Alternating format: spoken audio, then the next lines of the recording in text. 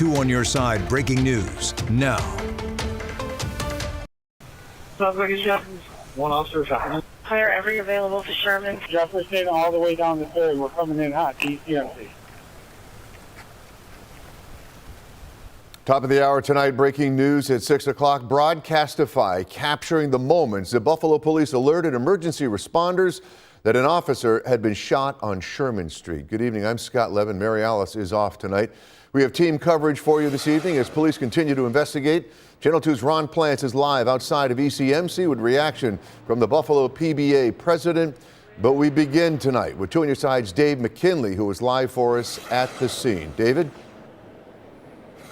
Scott, crime scene investigators remain at this scene. They are, of course, processing in the aftermath of the shootings, which happened on Sherman Street between Paderewski Drive and Broadway. In fact, I'm going to show you real quick right now as we can zoom in that it went down just after 2 o'clock this afternoon at the Brown House that we're showing you now. That's at 256 Sherman, about halfway down the block from where I'm standing. It is quiet here now. However, earlier today, this scene was flooded with police, as you can see in this video.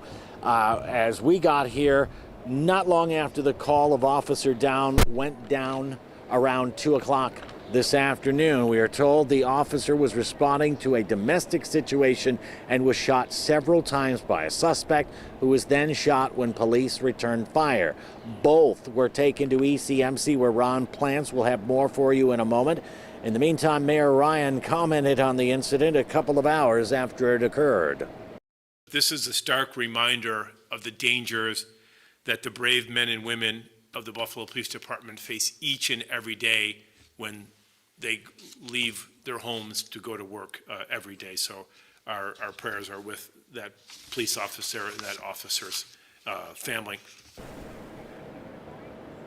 When this occurred and in the hours after, there were a number of streets shut down around this east side neighborhood.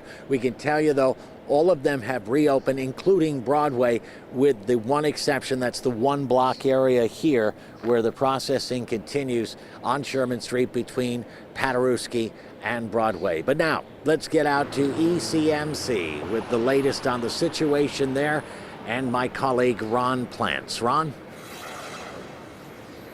Well, David, of course, Erie County Medical Center is the level 1 trauma center for this area. So obviously that is where any police officer or firefighter who was injured in the city would be brought to here. And obviously we understand at this time that the doctors and nurses here, part of the trauma staff, are indeed treating this injured officer. They did not give his name, obviously.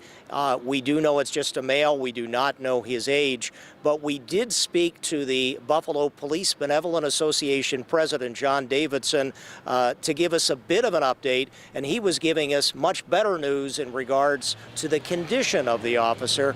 Here is what he had to say. The officer is currently in stable condition. We would appreciate your prayers for him, prayers for the ECMC staff, prayers for his family, prayers for all the officers that are out there working in what looks to be an increasingly violent summer in the city of Buffalo. There's a lot of support in this area for policing, contrary to maybe what some people think. I think Western New York does care about law enforcement and is concerned with the safety of this officer and the safety of the citizens that these officers protect. Now, we understand, obviously, too, that a lot of the command staff, including the new police commissioner, Erica Shields, came here to ECMC to check on the welfare of the officer, may still be here at this point. Again, the police union president said he could not give many details at this point, but again, did assure us that the officer is in stable condition right now.